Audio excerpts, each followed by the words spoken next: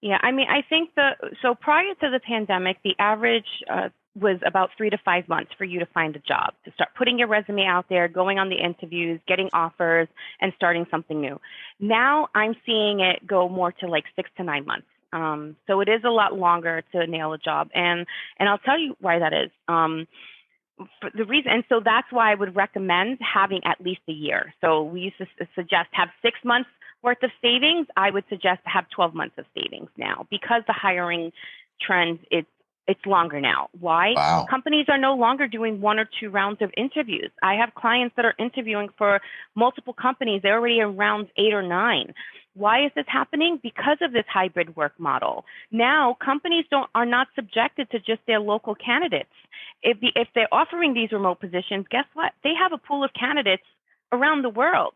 So they have a lot more top talent to choose from that they're not able to make those decisions right away. They are putting the job candidates through 8 or 9 rounds of interviews.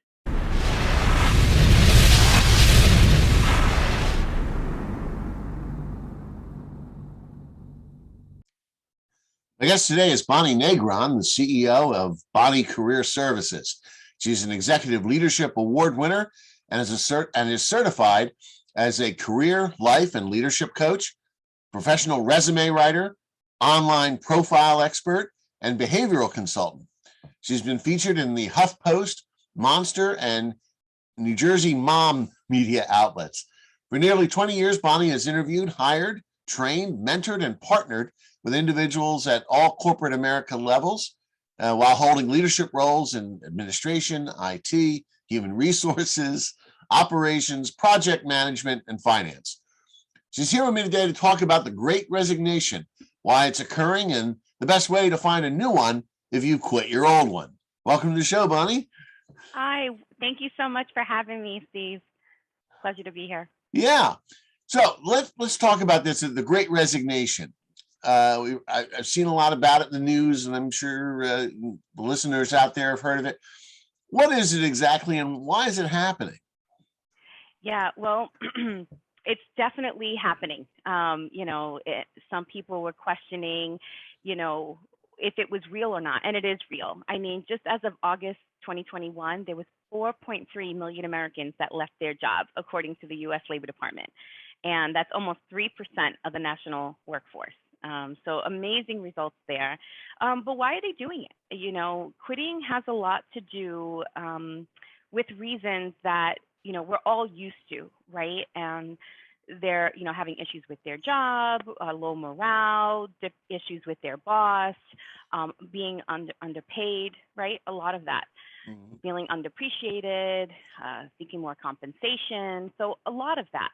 But I think what's going on here now, and what I'm seeing with the clients that I'm working with, is that the pandemic has really given people a time to pause. And for a while, I referred to this time as the Great Pause because the whole world paused and really took a look at what was most valuable for them in their life right now. And a lot of, working moms and families and people who were taking care of elderly parents just realized that, family is huge.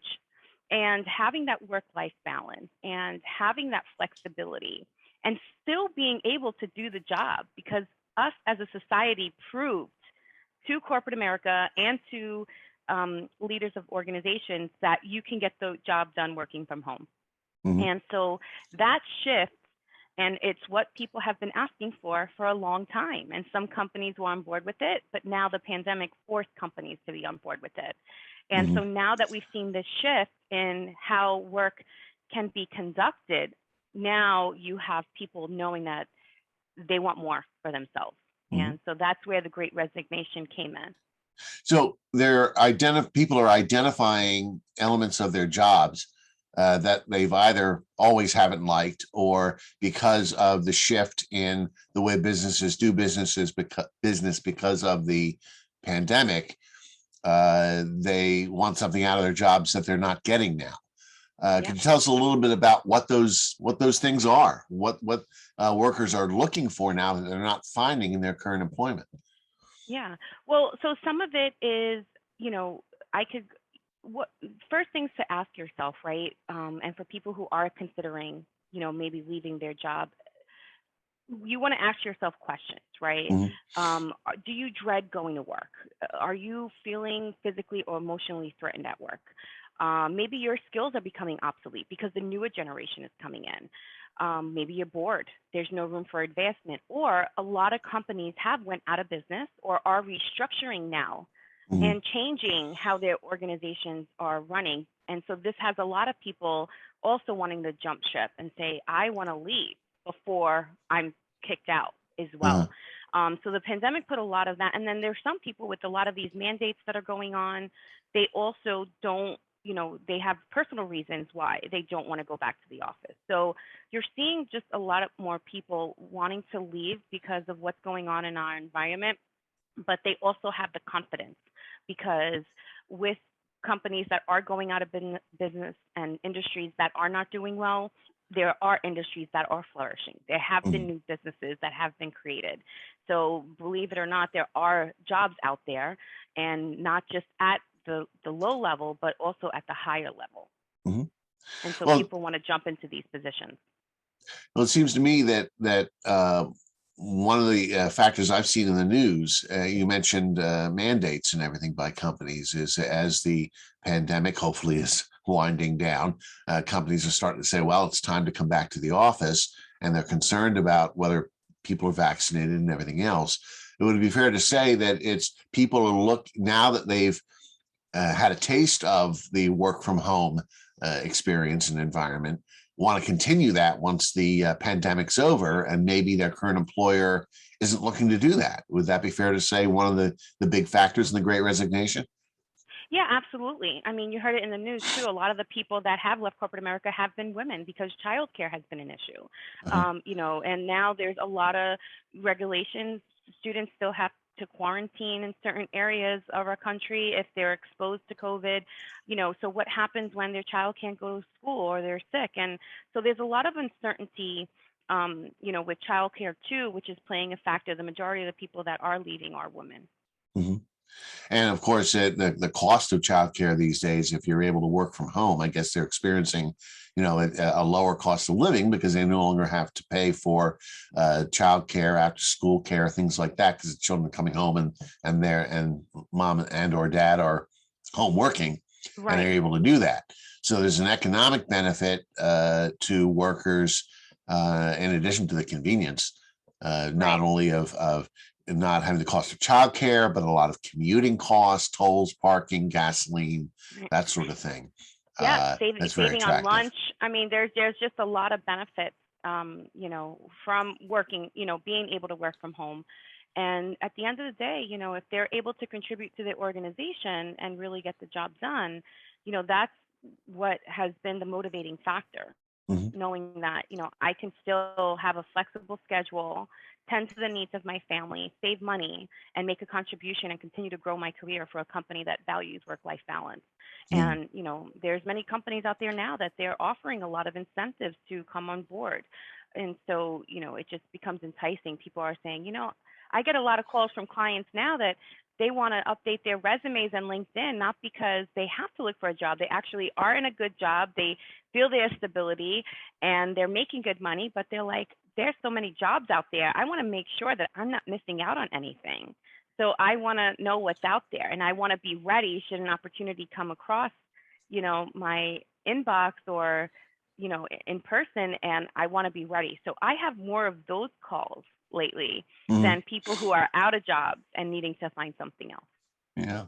Well, it seems counterintuitive to me. I mean, maybe it's my generation or whatever to say, wait a minute, you're quitting your job, but you don't have another job lined up. And especially with all the people that have suffered economically because of the pandemic, that have lost their job, a job they wanted and were making money from, but they lost it, and were then struggling to find another job. And now people that have a job are quitting uh, without having another one lined up.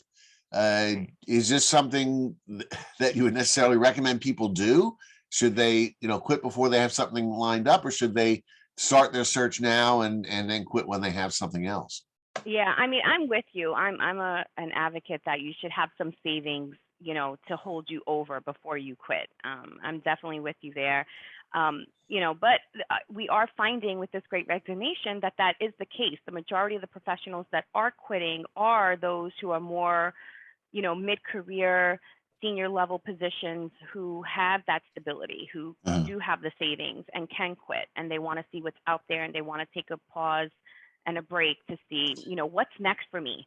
And many of my clients, they'll come to me and say, I've been with my company 15, 20 years, 25 years. I'm ready to do something else.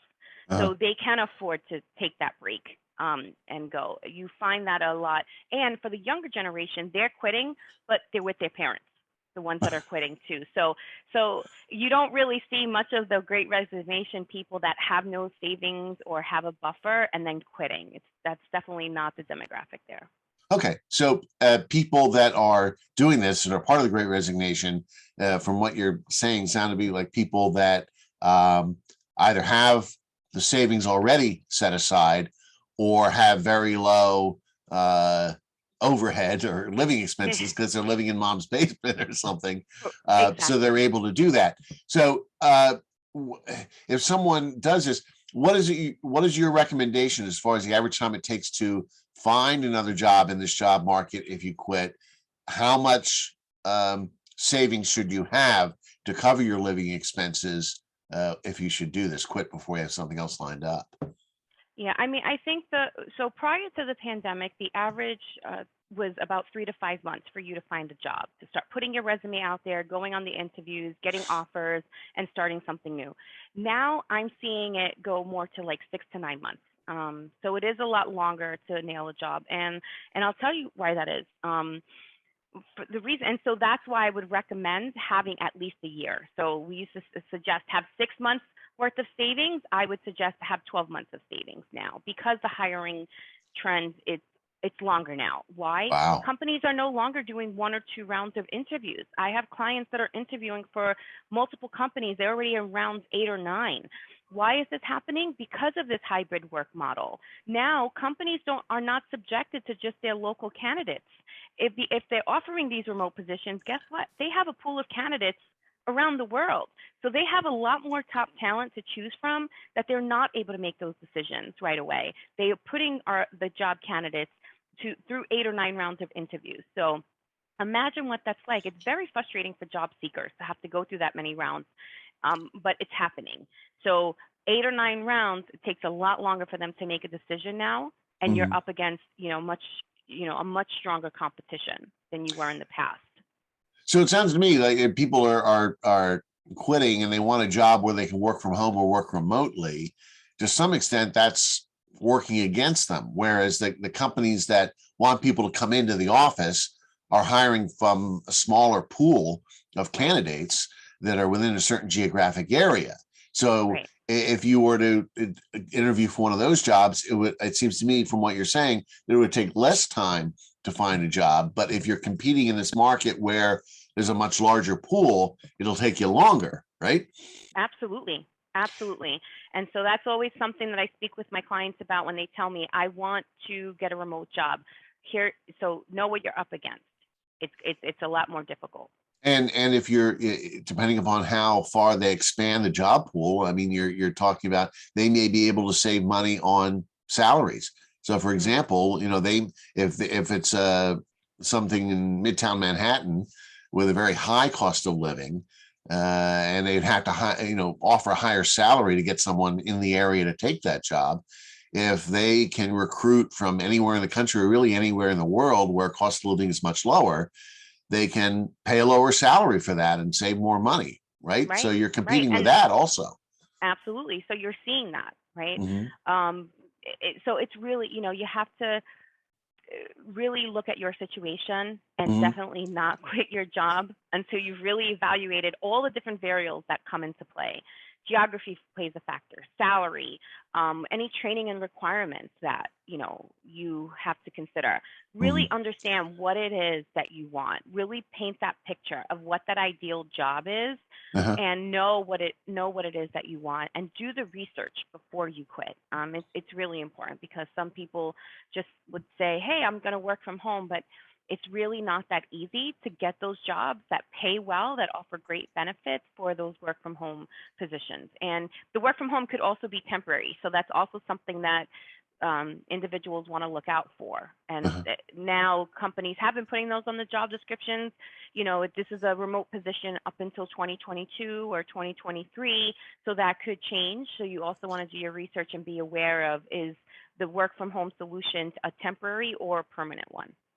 Now, you mentioned earlier, and I wanted to go back to this about certain, upper level people that might already have the savings. Are there particular jobs in particular areas that are leading to this? In other words, workers in certain industries or positions that are part of the Great Resignation, or is it just across the board jobs in general?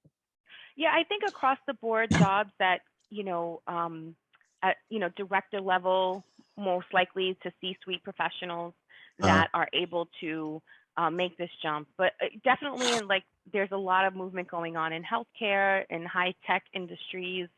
Your Facebook, Amazon, Google. So that's where you're seeing like a lot of the movement going on mhm. right now. Okay, so you mentioned a couple things earlier about doing the research and everything. Step us through it a little bit. Someone is um, thinking, wants to switch, either has quit their job or is thinking about it. What are the things that they should do, steps that they should take as part of this job search? You mentioned LinkedIn, and you're a certified resume writer.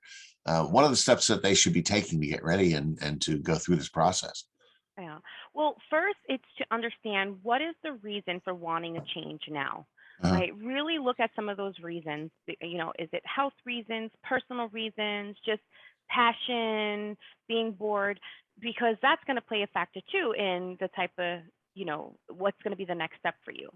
After that, think about, what is it that you've enjoyed the most over the course of your career, and what haven't you enjoyed? What do you want to do more of going into that next role? And what do you want to be different? Right. So, really, again, going back, asking yourself these questions, paint that picture. And then, of course, asking yourself, do you feel adequately compensated for your current position? If not, what's that dollar amount that you think you should be paid?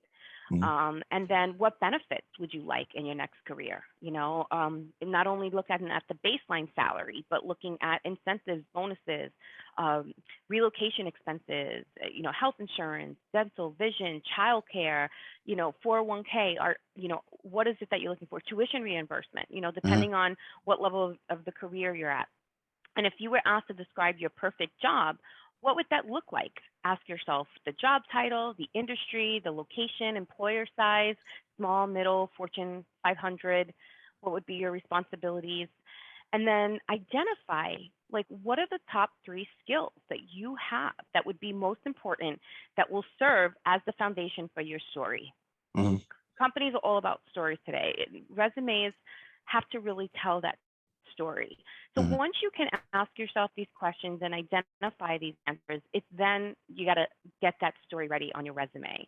mhm, So I always ask my clients, what are the top 3 skills that will serve as the foundation of your resume, that are relevant to the job that you want to target? And they sit with that a while. That's not a question that you can answer right away, but think about that. Like, is it leadership? Do you want to lead teams? Is it project management? Is it, client facing or customer facing? Like, what really are those 3 skills? And then from there, think about like top career achievements and highlights that you have, and start to develop that niche and your brand. That's how resumes are structured today. So the first key is asking yourself these questions, identifying your target positions, realizing what it is you enjoy doing the most so that you can attract those type of jobs, and then getting your resume ready, because that's your first foot in the door. Um, Regardless of how you're going to job search, whether it's through online job applications or networking in your field, the resumes today do have to be set up strategically, that they're speaking to the jobs that you want. And they're not just a list of everything that you've done in the past. Those okay, resumes just have no strategy, and it doesn't work today. And then when you think about it, technology plays such a huge factor in the job search process today. Many companies, at least 98% of them, are using some form of an applicant tracking system, or ATS as it's known as, which is the software that helps them with the recruiting process. Mhm. So in order to ensure a hiring manager is even seeing your resume, telling this story, having a nice professional summary, skills that identify with your brand, major projects and accomplishments, and not so much of the day-to-day job duty is the key to a great resume that actually gets results and that will get you the interview. So that is always the first step, just really taking a deep look as to what it is that you want and then getting it out on paper. So you start out you've got to define your dream job, your avatar job. What are the parameters of it, and Yep. be very clear, because even before you start writing the resume, you have to know where you're going with it. So you need to structure, know exactly what the job is, what kind of compensation and benefits and everything else that you want, and your skills that would apply to that position. What is it? What are your top 3 skills that are compelling and that match the best with the job that you want? But also, I would think that since if you're dealing with such a broad pool, then I'm sure a lot of people are doing the same thing. So when you say, it's also important to say, all right, what's my unique selling proposition, my USP? Why should the hiring manager hire me as opposed to all the other people that are maybe submitting similar resumes? How do you stand out with your resume is the question. Right. So identifying those top 3 skills and then your career achievements to back that up, right? It's always about career achievements. I still see resumes today that are just a copy and paste of a job description. And there's no, uniqueness. You nailed it. Like, what is your uniqueness? And so really identifying the things in your past and at any job, it doesn't have to be at your most recent job. Think about those initiatives or major projects that you were part of, where you really shine. Maybe you were awarded or recognized by senior management, or maybe you just knew that it was something that you had a challenge and you accomplished it, right? So typically there are challenges that we've had in our career. What was the action you took to overcome that challenge, and what was the result to the organization? How did you add value? And are these things relevant, to where you want to go, and looking at your targeted jobs and things like that. So that's how you really develop your brand and tell your story. And as hiring managers see your resume, they're going to remember these stories and instances. If you have just a bullet that says, I handled, monthly, quarterly, and annual tax audits. I mean, anybody who's in a financial service position and is applying to a role, they're all going to be doing that. But maybe talk about a specific challenge that you had, or a major project or transformation that happened at the company. Maybe you were able to get them from a manual process to an automatic process that affected, 200 people who were in the department. Things like that. Pull out metrics, numbers. You really got to paint this picture, especially if you're going to an industry that you're not in now. If you do want to make that switch, because if you have a history in healthcare and now you're trying to go into a financial services firm, they're not going to understand that healthcare lingo and that culture. So you really have to put that picture together so that they can understand it. Otherwise, they're just going to look at the resume and think that you're not qualified. And it's not that you're not qualified. It's just that you haven't given them language that they can understand it from, their industry perspective.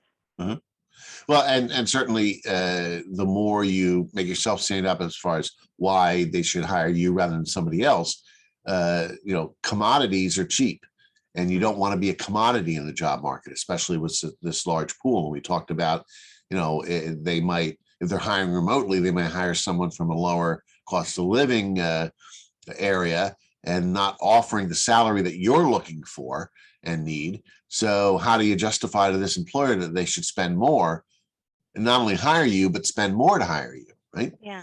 Yeah. And when I work with clients where their goal is, to get a remote job, I'm like, well, we need to use examples of how you've contributed in a remote environment.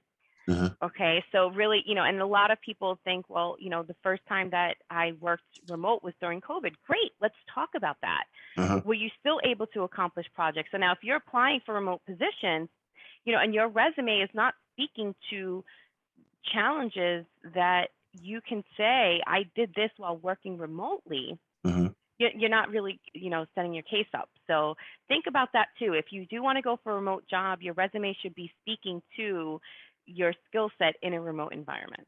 Right. Very important. Okay, so we've talked about, defining the job, defining the salary requirements and things like that, and how you should then use that to build and construct your resume. Take us to the next step. So you got this killer resume, you're all ready to go. What are some tips to be as effective as you can in applying for jobs and finding that ideal job out there in the marketplace? Yeah. Well, you definitely want to create your job search plan, right? And what does that look like? So, I always say, start with your circle. Start with a list of like the top 20 people that you know that you Uh-huh. can start putting out there that you're looking. Start networking. Uh-huh. Next step, get your LinkedIn profile updated. It's so important. LinkedIn has been a phenomenal tool, not only as a business owner, but also for me when I was in corporate America. It really helped me to develop my career. Prior to starting my own company, I was working on Wall Street, and I, had P&L responsibility for millions of dollars in corporate funds. I used LinkedIn to do my research. I was selecting vendors and suppliers, people who, I would spend company money on. And LinkedIn was a great tool in order for me to do my research and understand who I'm working with, what were the competitors, and making a good decision as to where I was going to, present a new vendor or supplier to, executive management. So Mm. you want to be on LinkedIn and network. I always say your profile should be set up that if you were at a in-person networking event and somebody asked you, hey, what is it that you do for a living? Your LinkedIn profile should have that answer. You don't want to have your LinkedIn profile page like a bio, really have it in a conversational tone, first person, build that engagement and be active on there. That is an online networking platform. And there's a lot of advantages, not only for growing in your career, but also for finding that next opportunity.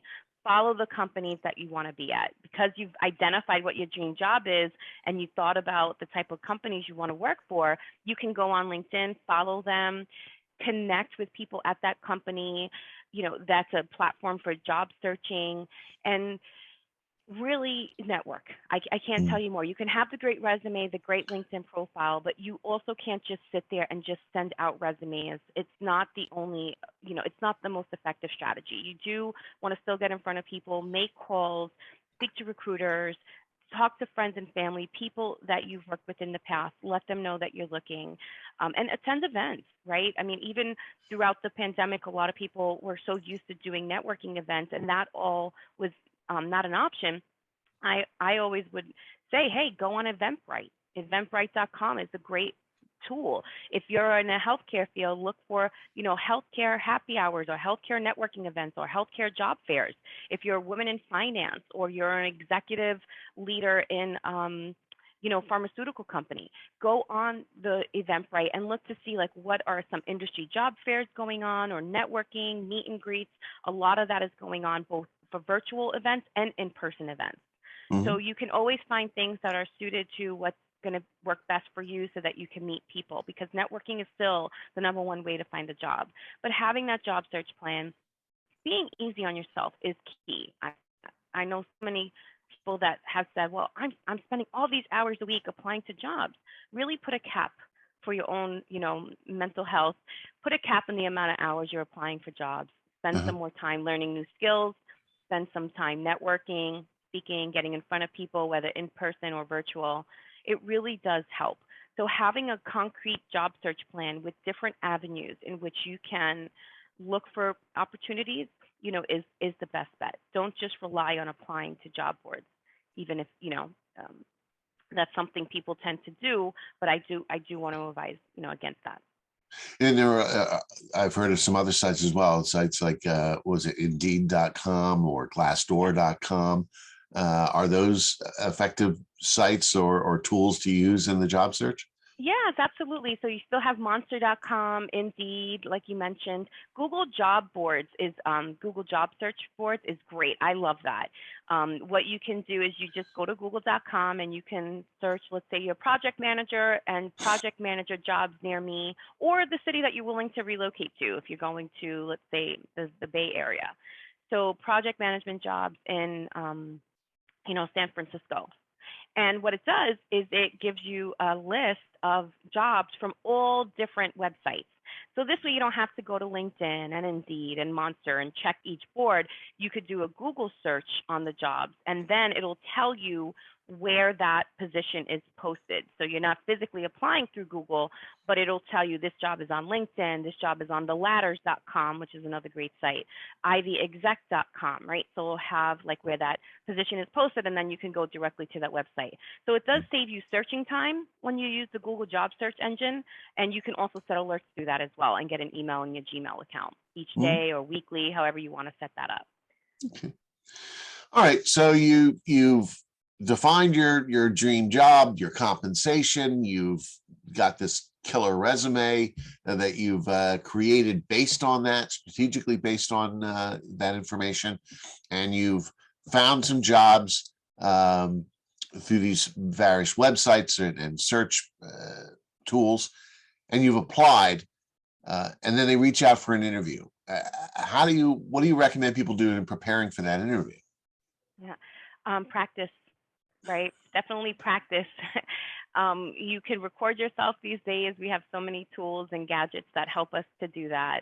Tell your story, prepare your elevator pitch, know your resume. I mean, you're going to be better prepared having thought out your resume the way that I'm suggesting with career highlights, major projects. Those are going to be talking points. On your resume, you're just going to be, short, sweet, and to the point as to what those projects were.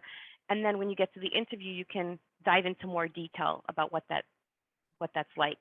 Do your homework on the company. You want to make sure that you're prepared with questions. Remember, you are being interviewed, absolutely, but it's also your opportunity to interview the company.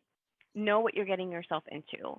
Don't be in a situation where you're weeks into a role and you realize that it was the wrong decision, because then you're starting back at square one with a job search and all that, and it could be frustrating and a waste of time for both you and the employer. So do your research, ask the right questions, and just practice. If you feel that you have certain areas that you want to improve on, do that.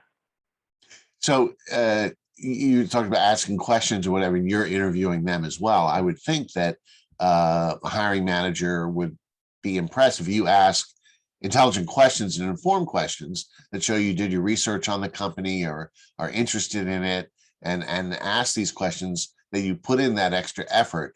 That's something that can help you to stand out in the interview, right? Absolutely. You want to stand out, and you just want to make sure that it's a good fit, a good mutual fit for both of you.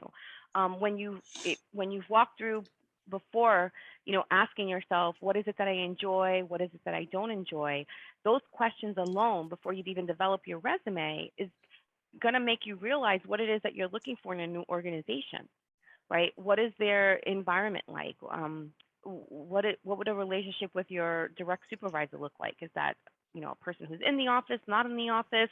Do they have meetings? Are you more of a people person driven personality, or are you more project and task driven personality? What does the role entail? So really understanding what you enjoy and what is a motivating environment for you is the key. And a lot of times the job description doesn't have these answers. So it's the interview that will allow you to get more insight into the culture, the people that you would be working with, and understanding, more about, is this a good fit for me?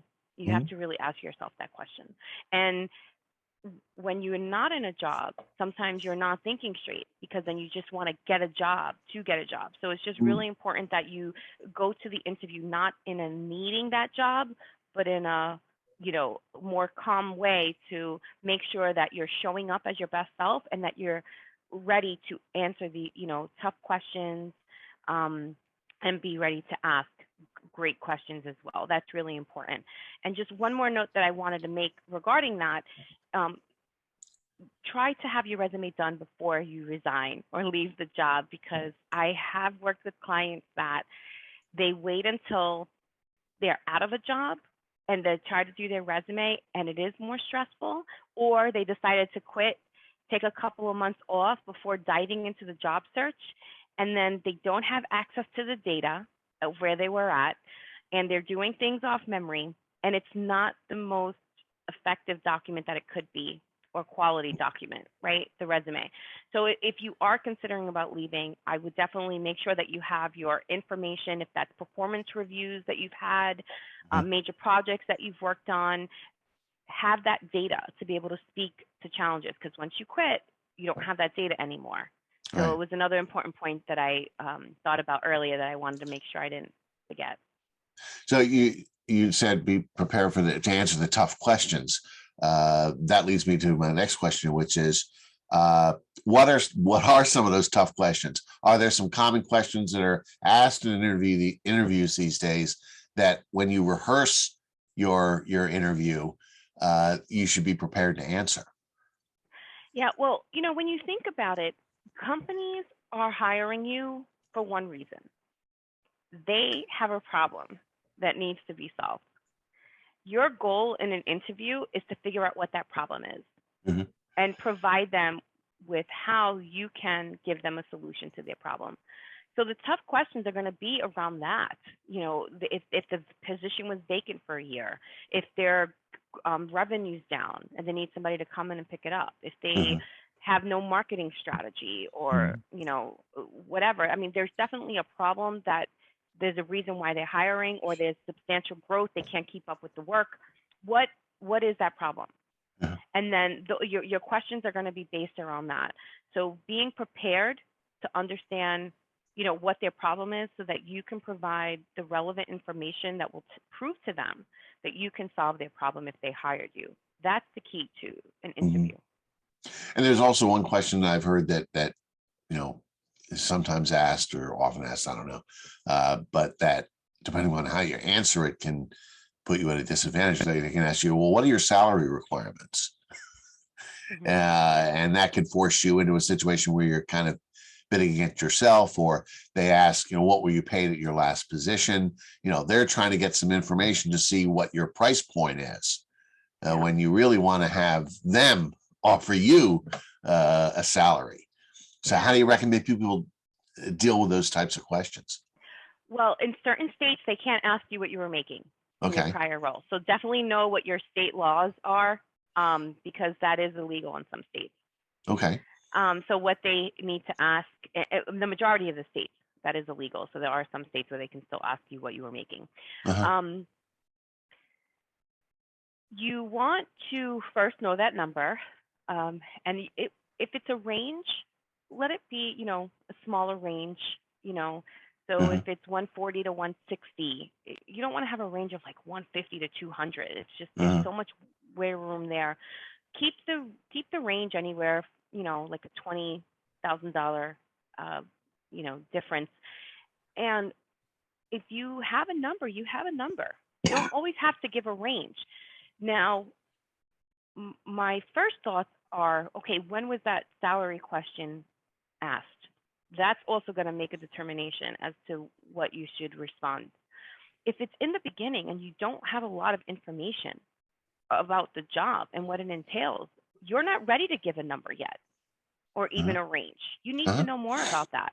So your response would be something more like, well, I'd love to hear a little bit more, and maybe as we go further into the interview process, be able to answer that for you. Right now, I don't know that I have enough information on who I'd be working with, what my responsibilities would be in more detail, because sometimes the HR manager is asking that question at the beginning, and I think that's premature to be asking that. Or, if you're going to discuss range, have them put what the range is for the position first. But I wouldn't be the first one to offer a range so early into the process if you don't have enough information.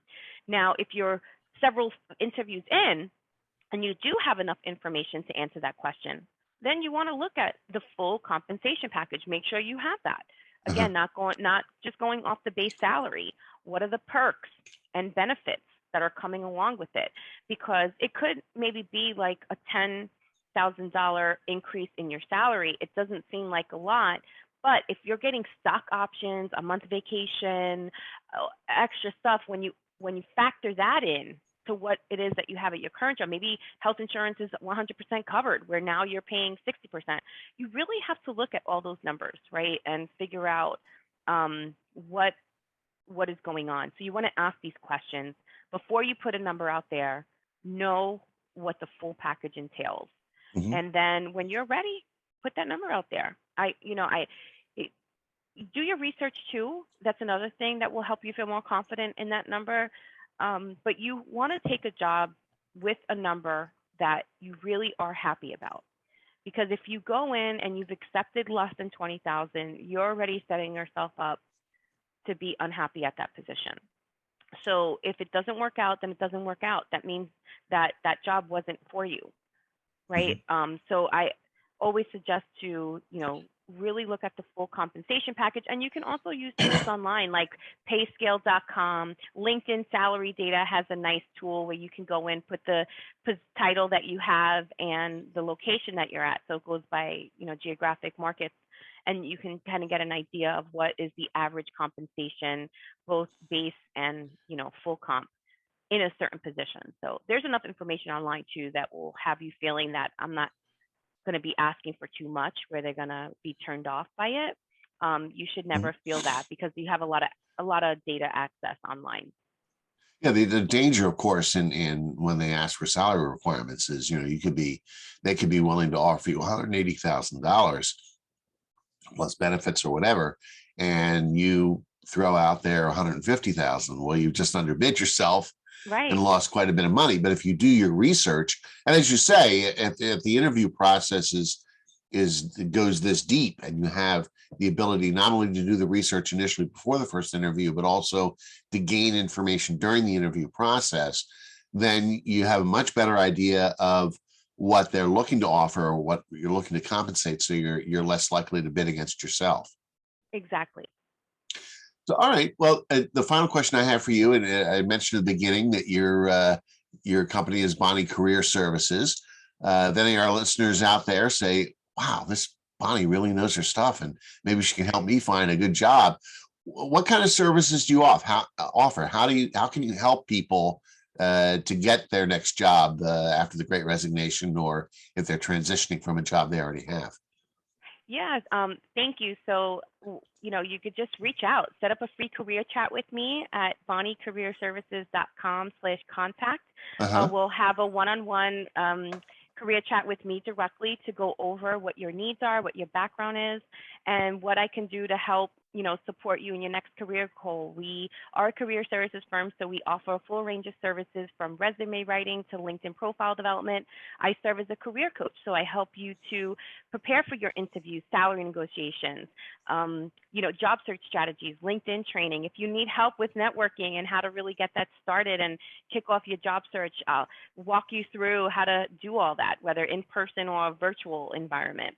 And we also offer recruiter distribution services. So after we've developed your resume for you, we can blast your resume out to recruiters that are hiring, in your specific field or industry. So we work, and partner with recruiters that can help, get past the applicant tracking system and work with them directly for positions that they have available. And so I really work with clients, not only at the job search phase too. I have many clients that, they start a new position, they are going into a new culture. They want to enhance their executive presence and their leadership skills, and they want to make a good impression as they go into a new environment. So getting them prepared, not with, with the mindset of adapting to this change is also key. So having life, be balanced and making sure that you're doing steps in your career that are aligned with your life, right? So sometimes people just want to reevaluate, where am I at now with my career, and where do I want to go with it, and how can I make that happen? So if you're struggling with what that next step is for you, that's also, I can also help support you into making that next step. Okay. So a lot of great information we have today, from one end to the other, from thinking about what job you want to nailing the interview. this is something I guess they could do for themselves, but if they're like, wow, this is a lot of work and I'm not sure whether I'll screw it up, this is kind of important. This is something you can help them with from beginning to end, right? Yeah. Yep. Absolutely. So I'm going to put some stuff in the show notes for the episode. Your website is bonniecareerservices.com. Yes. All right. Is there any other contact information or where you can be found on like LinkedIn or Twitter or any other social networks or anything like that? Yeah, absolutely. You can find my handle is at Bonnie Career Inc. So BonnieCareerinc,